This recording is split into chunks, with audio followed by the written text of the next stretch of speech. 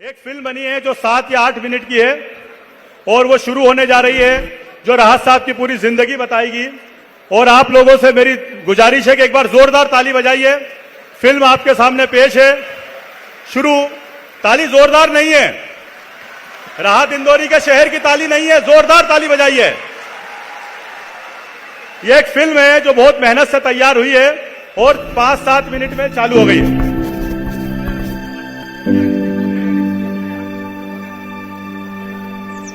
میرے حجرے میں نہیں اور کہیں پر رکھ دو. آسماں لائے ہو, لے آؤ زمین پر رکھ دو. پیش ہیں ڈاکٹر جناب راحت اندوری. خواب, دوا, زہر, جام, کیا کیا ہے, میں آ گیا ہوں. بتا انتظام کیا کیا ہے.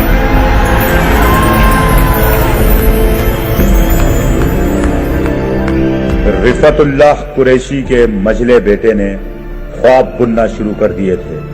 حالات ٹھیک نہیں تھے, غربت تھی, تنگ راستے تھے, پر خواب تھے. پسینہ تھا, محنت تھی, لگن تھی.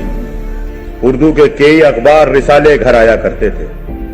بس یہیں سے میں گزارش کرتا ہوں کہ راحت ہال کی قریشی لائٹ کا بند کر راحت دی جائے. اندوری کروٹ لینے لگا.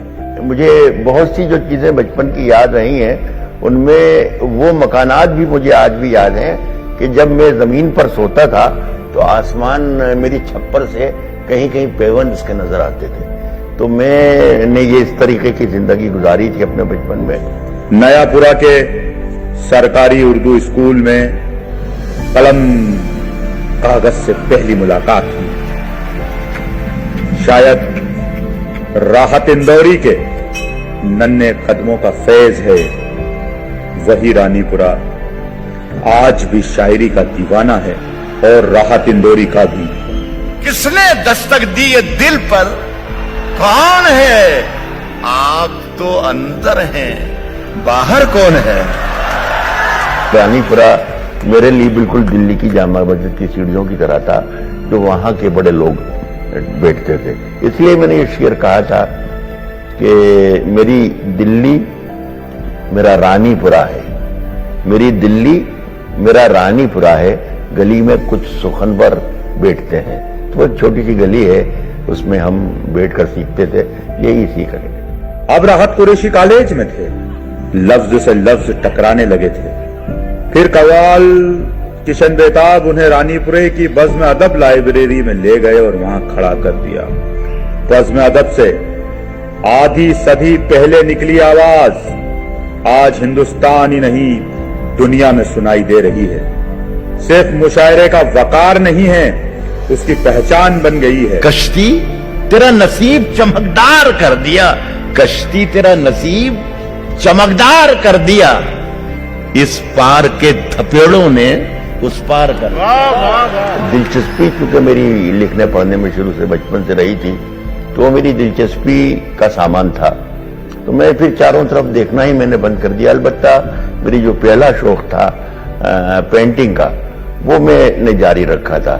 پینٹنگ کمرشل کرتا تھا, میرا بزنس بن چکا تھا اس زمانے میں. اصل میں شاعری اور پینٹنگ میں سمجھتا ہوں یہ دونوں جڑواں بہنیں ہیں. کسی کی ایک لائن ہے کہ ہر آدمی میں ہوتے ہیں 10-20 آدمی. تو میرے اندر بھی وہ دونوں ایک ساتھ پل رہے تھے اور ایک ساتھ پرورش پا رہے تھے. تو یہ دونوں ایک ساتھ پل رہے تھے اور یہ دونوں برسوں تک ساتھ رہے اور بڑا سمجھوتا رہا, بڑا کمبینیشن رہا, کوئی لڑائی جھگڑا نہیں ہوا. لیکن اچانک مجھے ایسا لگا جیسے شاعر نے اعلان کر دیا کہ میں ہوں, اکیلا میں ہوں, اور اس جسم پر, اس دماغ پر, اس سوچ پر صرف میرا حق ہے.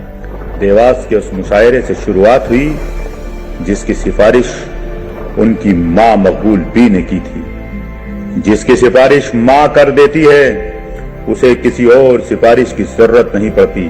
وہاں پر اس وقت کے ہندوستان کے جو ٹاپرز تھے, بڑے شاعر تھے, وہاں میں نے ان کے بیچ کہ مشاعرہ پڑھا. اس زمانے میں میرے پریچے میں میرے تعارف میں صرف اتنا کہا کہ لیجئے سنیے جناب راحت کو.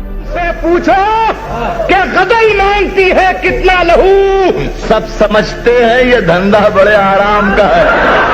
مجھے کوئی نہ پہچانتا تھا نہ جانتا تھا، لیکن میرا شعر ضرور تھا میرے پاس جو میں نے سنایا اور لوگوں کے دلوں میں گھر کر گیا، لوگوں نے پسند کیا، اور وہیں سے پھر لوگوں سے میری سلام دعا ہوئی اور دھیرے دھیرے سفر شروع ہوا. راحت اندوری دھیرے دھیرے مقبول ہو رہے تھے اور گھر سے دور بھی ہو رہے تھے. میری بیوی نے 10 برس تک میرے بچوں کو پالا، اور 10-12 برس کے بچے جب ہو گئے تب میں نے دیکھا کہ یہ اب میرے بچے اتنے بڑے ہو گئے ہیں. میری بیٹی، میرے 2 بیٹے.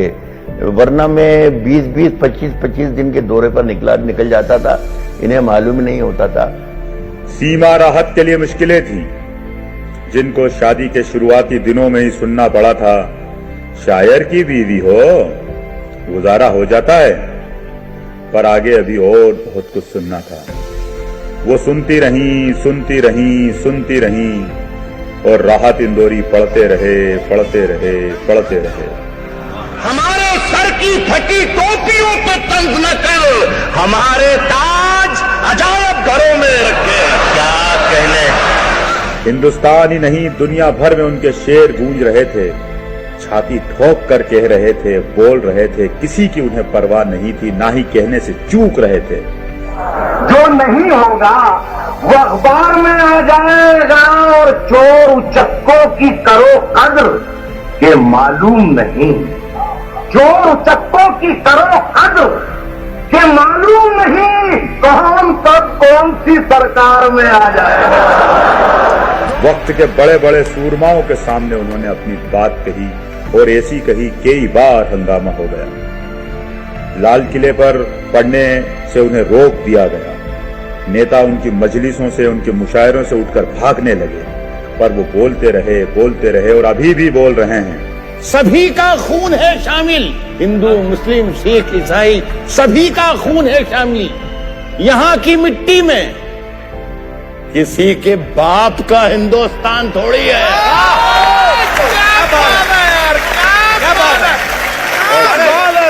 یہ وہ آواز ہے جو ہندوستان کی آواز ہے، جو کہہ رہی ہے راحت اندوری زندہ باد، راحت اندوری زندہ باد، راحت اندوری زندہ باد.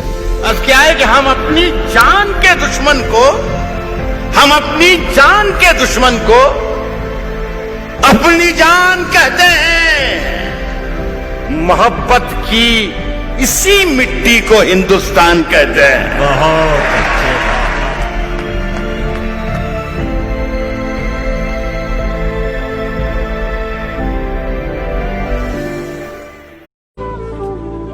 میں جب مر جاؤں تو میری الگ پہچان لکھ دینا. میں جب مر جاؤں تو میری الگ پہچان لکھ دینا. لہو سے میری پیشانی پہ ہندوستان لکھ دینا.